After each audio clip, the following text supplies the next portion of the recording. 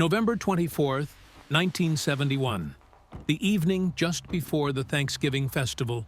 Portland International Airport, America.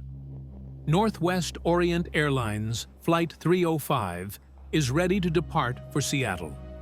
Passengers are returning home to spend the holidays with their families. This was a golden age of American aviation, but at the same time, it was also a dark era of aerial hijacking or skyjacking. Yet, none of the passengers on this flight could have imagined that they were about to witness one of history's most legendary crimes.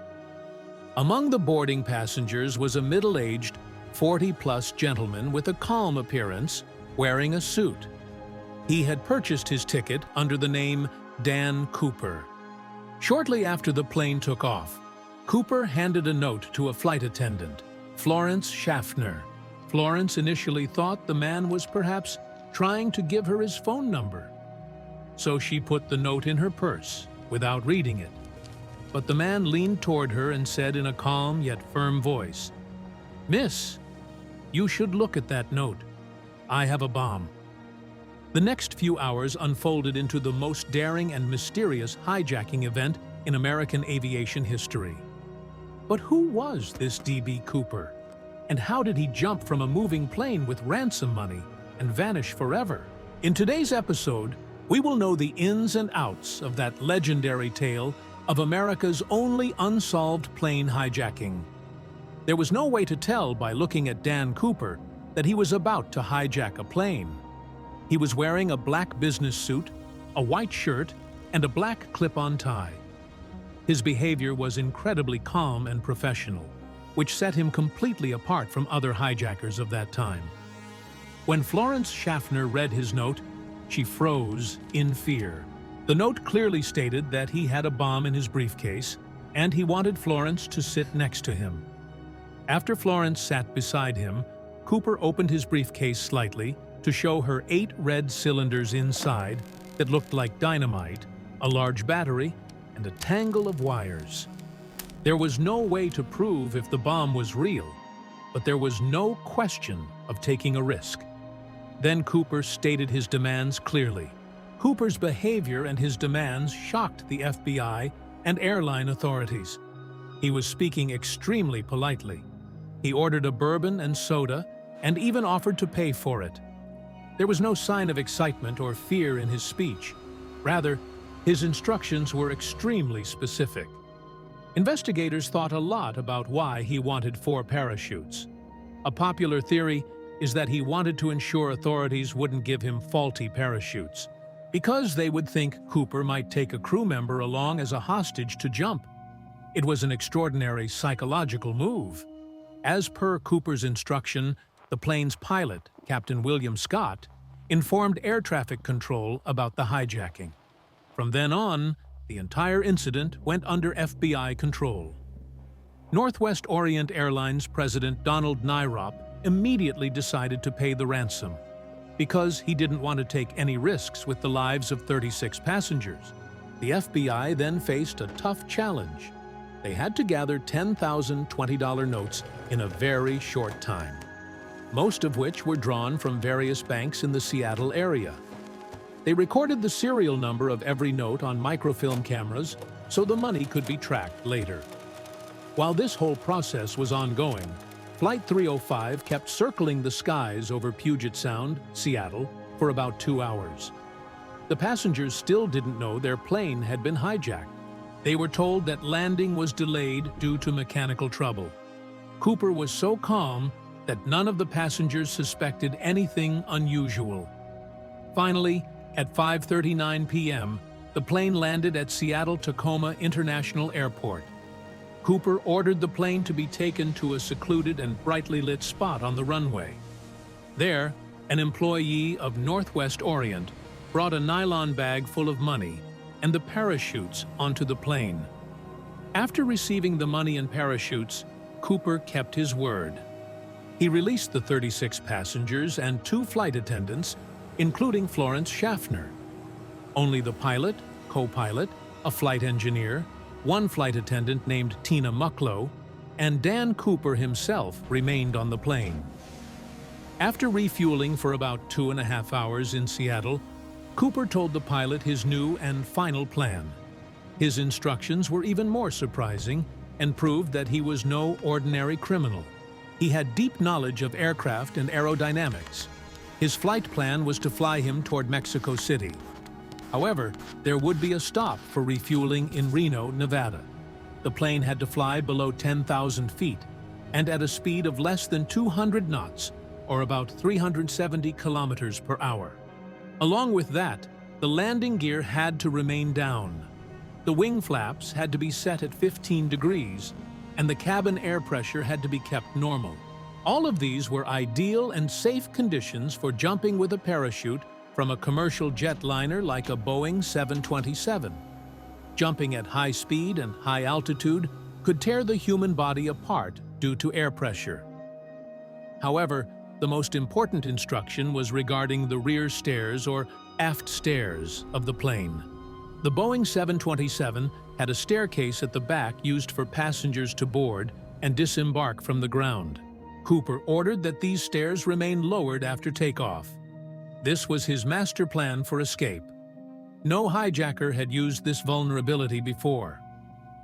At approximately 7:40 p.m., Flight 305 took off again from Seattle.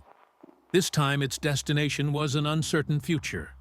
The U.S. Air Force sent 2 F-106 fighter jets to follow the plane. But as per Cooper's instructions, the plane was flying so low and slow that the fighter jets couldn't safely get very close in the darkness of the night. They didn't even see Cooper jump.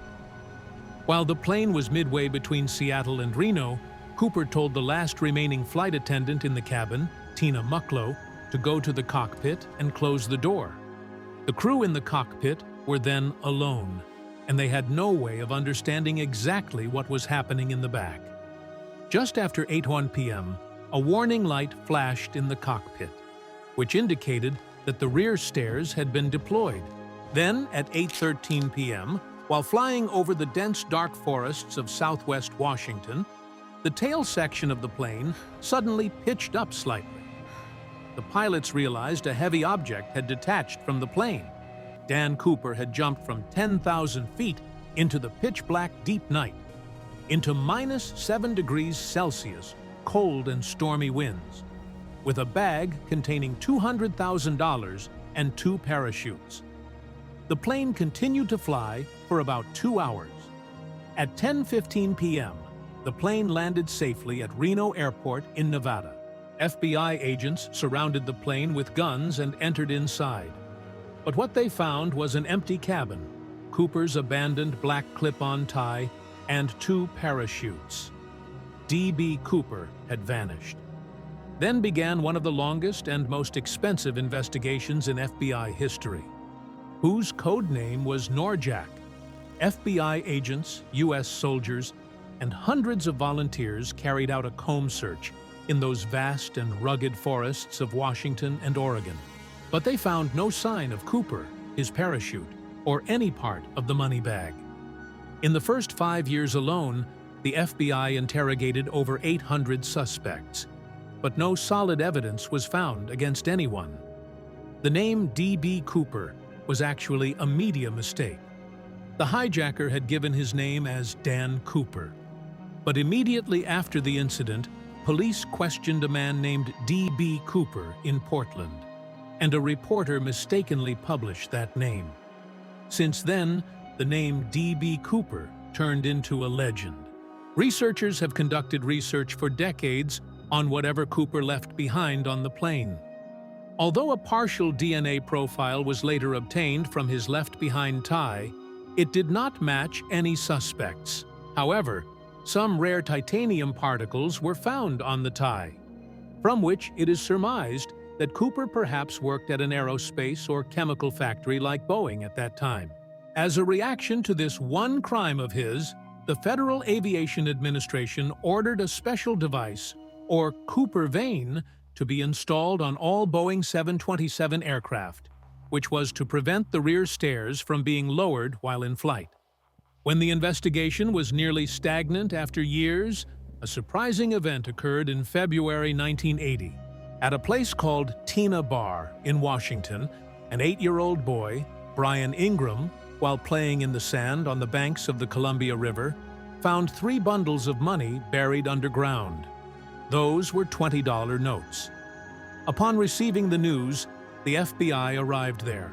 After matching the serial numbers of the notes, they confirmed that this was the money given to D.B. Cooper was ransomed 9 years ago.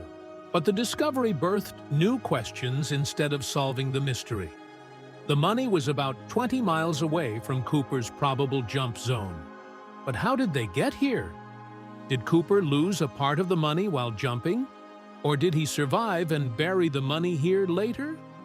Or did the river currents float the bundles here over several years? Researching a type of algae called diatoms on the money, researchers surmised that the money likely floated in the river, but no final conclusion could be reached. The biggest mystery is that not a single note of the remaining $195 to $200 was ever found again. Over the past 50 years, numerous theories and suspects' names have come up. Among them, a few are particularly notable, like Richard McCoy Jr. He was a Vietnam War soldier and skydiver. Just a few months after Cooper's incident, he hijacked a plane in almost the exact same method. However, he was caught and sent to jail. But he always denied being D.B. Cooper. A man named Dwayne Weber, before his death, confessed to his wife saying, "I am Dan Cooper." The FBI investigated his past and DNA, but found no conclusive proof. Meanwhile, the niece of a man named L.D. Cooper claimed that the day right after the hijacking, her uncle came to their house injured and battered. He claimed he was injured in a parachuting accident. Although his physical build and knowledge matched Cooper, there was no direct evidence. Also on the suspect list was Robert Rackstraw, a Vietnam War pilot and explosives expert. The FBI kept him under surveillance as a suspect for a long time, but it was not possible to file any case against him either. However, the FBI and many experts believed that the chances of Cooper surviving that day were near zero. He had jumped into an unfamiliar, rugged forest in the dark of night amidst a fierce storm. He was wearing a plain business suit and loafer shoes, which were completely unsuitable for that cold. Many think he perhaps died during the jump itself, or couldn't survive fighting nature after landing on the ground. In 2016, after running the investigation for nearly 45 years, the FBI officially closed the D.B. Cooper case. They stated that it was no longer possible to spend money and time on this case. However, if any tangible evidence like a parachute or money is found in the future, they will reopen the investigation. D.B. Cooper's story is not just a tale of an unsolved crime. It is a mixture of courage, audacity, and mystery that has turned him into a legendary character of American folklore. In the era of the Vietnam War and Watergate scandal, when people's trust in the government was at rock bottom, Cooper turned into an anti-hero or rebel hero to many. The common man who managed to escape by fooling the entire system alone. Was he a genius criminal who managed to escape after committing a perfect crime? Or a foolish person who died trying a daring attempt? Until any final proof is found, D.B. Cooper will live on in human imagination, conspiracy theories, and as the biggest unsolved mystery in American history.